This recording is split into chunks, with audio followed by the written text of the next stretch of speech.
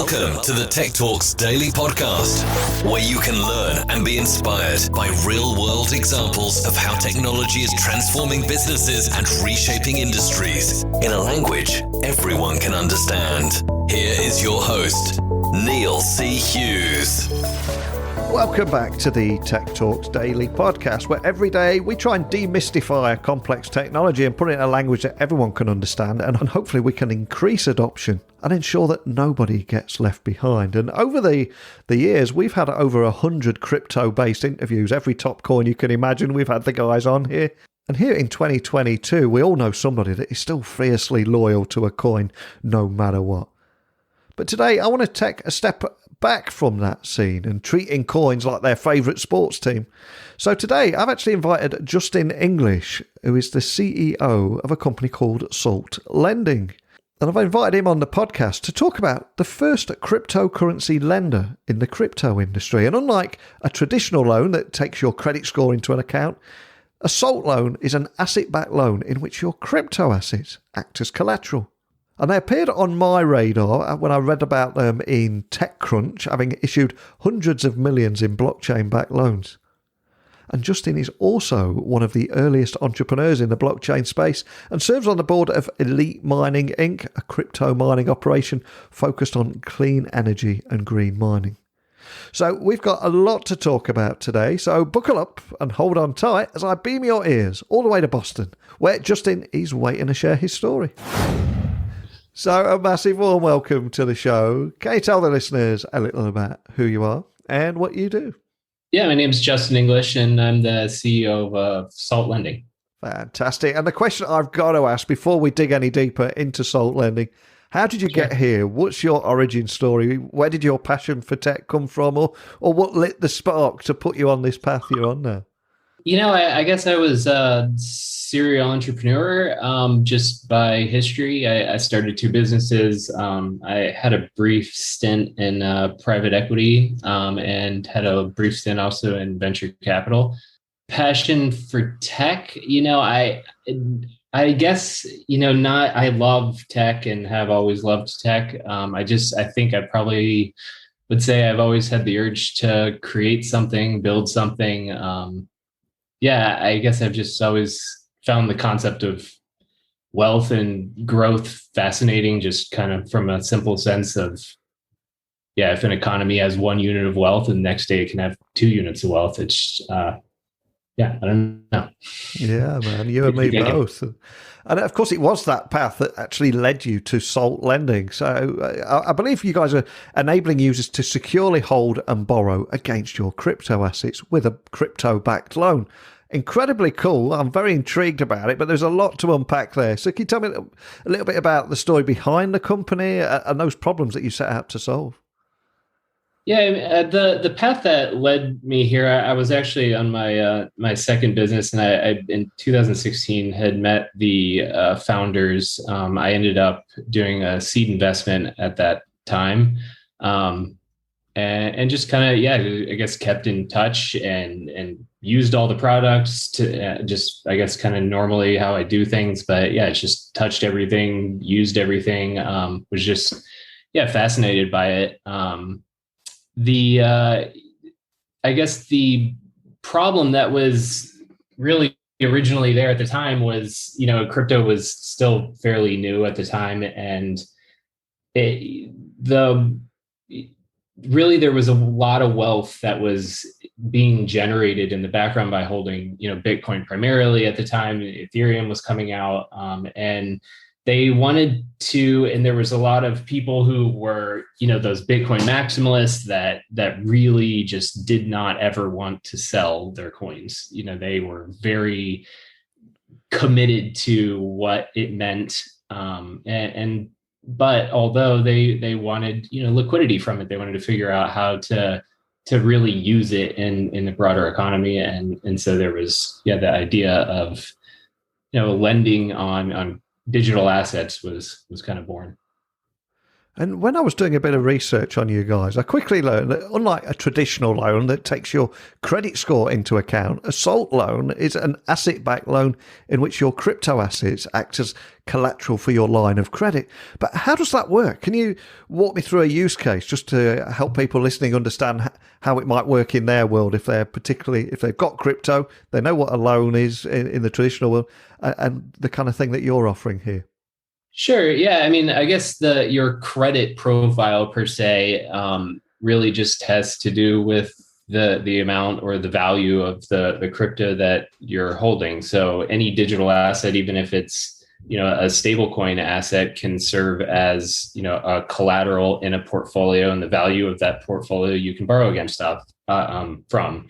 And it's really no different than, I guess, a traditional wealth management account and getting a line of credit on that. But, I guess in those cases, those are reserved for very high net worth individuals. But the simple use case I use is you have 10 or say $100,000 in value in a portfolio, and you want to, and say it's made up of Bitcoin and ETH, and you want to borrow against that, and you say you want to borrow 50,000.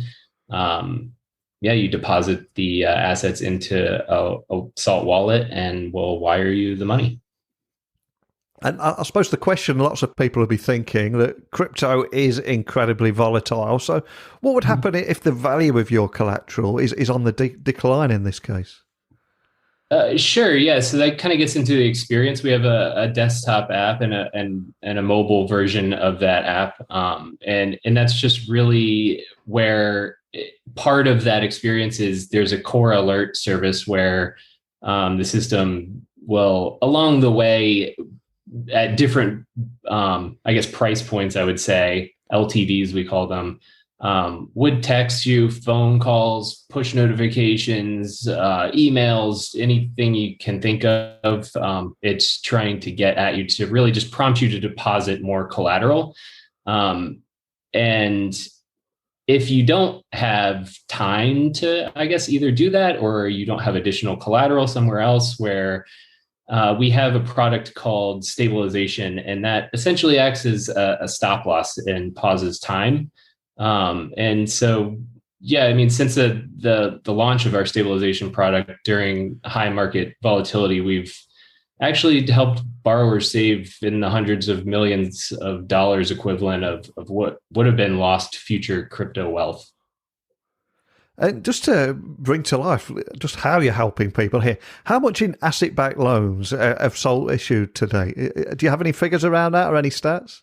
Yeah, we're, these numbers in crypto actually get pretty staggering. There's the hundreds of millions. You hear a lot about billions these days. Honestly, the metric that we're really most proud of is that we have zero losses on loans. We've always been able to meet our collateral return obligations, meaning that the customer always has received their collateral back. We're very safety risk oriented, where, if that wouldn't be the case, maybe even the broader economy, but, the firm itself would lose a lot of credibility and trust, and people would stop using it. So that's our number one priority for sure. And I think one thing we've got in common over there in the US and here in the UK is the current rate of interest rates for people's savings in traditional bank accounts is incredibly low. And many people have been seeking alternative investments. I've seen everything from wine to sneakers that a lot of people are throwing their money in at the moment and getting better returns, and watches too. But as more traditional investors look to diversify their portfolio, what is it that makes crypto the popular choice for an alternative investment, do you think? I guess you kind of mentioned those other types of alternative investments, and really just, I guess crypto or digital assets in general are fairly flexible in that you can take those real world assets and actually issue them on chain and do stuff with them, lend against them, and all kinds of things. You probably couldn't point to just one. The thing that we would see probably as a main preference is, people use it as a store of value. They try and generate return on it actively. They're, especially in the DeFi space these days, Some use it as a wealth tool, which is kind of where Salt mostly sits. Digital assets are, like I said, just extremely flexible in what they can do these days. And it comes down to just creativity and execution as to, applying that to real world use cases. And if you spend too long on Reddit or even in mainstream media, you do quickly come across a lot of fear, uncertainty, and doubt in this space at the moment. So what do you think of that? And what's the secret to increasing adoption of people in this space outside of those crypto bros? I guess I maybe don't or choose not to pay a lot of attention to the FUD that's out there. So I'm not exactly sure what you're referring to, but I can, come up with a number of examples. But it's volatile, and that does make people crazy, I guess. But, in general, individuals all humans have closely held beliefs. And when anything kind of threatens that belief structure, we tend to defend it and get up in arms about it. And honestly, that's really the core of the product adoption lifecycle. It's, as I alluded to before, we think, and there are, there's traction, there's undeniable use cases that solve real world problems, whether you want to argue about them or not. And those use cases are being adopted more and more every day. And to be sure, there are very large institutions today that are starting to see that opportunity and are taking, their initial steps in experimenting with solutions on their own. I guess I wouldn't be surprised one day if next year or something you opened up your Chase Bank app and you find a crypto wallet inside. Yeah, absolutely. And note to self: stop doom scrolling, Neil. So I will stop doing that. Is there anything you guys are doing on increasing adoption there that you want to shout about? I guess I mean, like I said, we're really focused on creating, and the company is focused on creating real world products that solve real world problems. Using crypto or digital assets or the infrastructure itself, as a solution tool. And that doesn't really mean that our job is more trying to simplify that down where somebody doesn't have to fully understand what everything is if they don't want to. It's just to make it as simple as possible for a consumer to use is the goal, obviously, in all product development. I think that's kind of how we treat this is, get plugged into those traditional institutions, get, the product out there and used, where you can swipe a card at Starbucks and buy a coffee kind of thing. And I'm conscious we haven't introduced listeners to Salt Lending today, but there might be a few loyal members of your community who have patiently listened to the conversation and the overview, but obviously they know all that. So are there any teasers that you can leave us with or expect to, or what we can expect in the near future? I appreciate you can't share too much, but is there anything you can leave us with? No, sure. I mean, look, we are trying to kind of take the practice of building in public as much as we can. We are, do a poor job of that now, probably. But, we're, absolutely. We are launching a crypto to crypto trading inside our app within the next few months. We have been diligently working on the infrastructure for the first of its kind asset-backed credit card. We actually already have a wait list on Salt's website, so I would presume any, loyal listeners have already joined that. And then probably more of a new thing is within hopefully the next week or so, we'll be launching a point of purchase style enterprise embedded lending service. So the first release for that kind of program or service is where we'll be plugged into large networks of car dealers offering car loans backed by crypto. Love that. Perfect moment to end on. But before I let you go, I always ask everyone, I always ask my guests to leave the listeners with a personal touch of inspiration by sharing a book that has inspired them, or maybe a song or piece of music that's important to them. What are you going to leave us with today? And is there a story behind your choice? I guess around a book and just being an entrepreneur, I had a stint where I went through kind of all of the industry, I guess, industrial leaders of the time, your more House of Morgan and those types, and then all of the presidents, and ran across Hamilton. And it really struck me, if you haven't read it, or I guess seen the Broadway play around it, it is an unbelievable book, and it is entrepreneurial at its core. It's absolutely great. And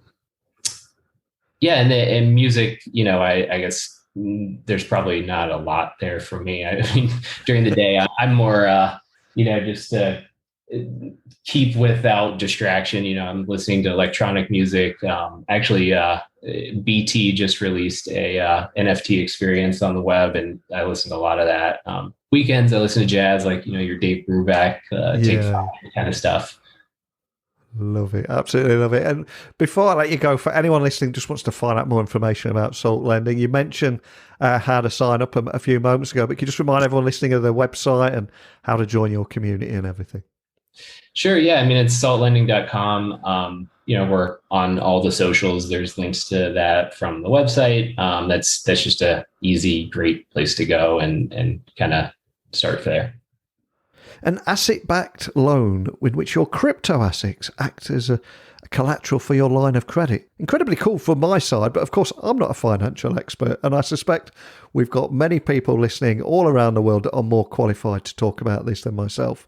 I'm more than aware of that. That's why I offer my opinion on something. We bring a guest on who shares their opinion, their story, but then I put the microphone back out to everyone and invite anyone to share their opinions, insights, questions.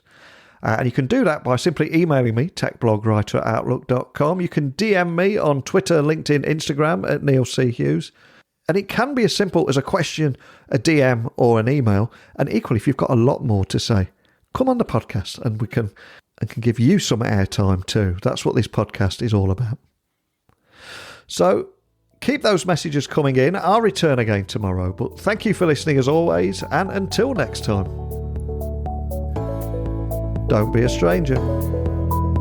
Thank you for listening to the Tech Talks Daily Podcast with Neil C. Hughes. Remember, technology works best when it brings people together.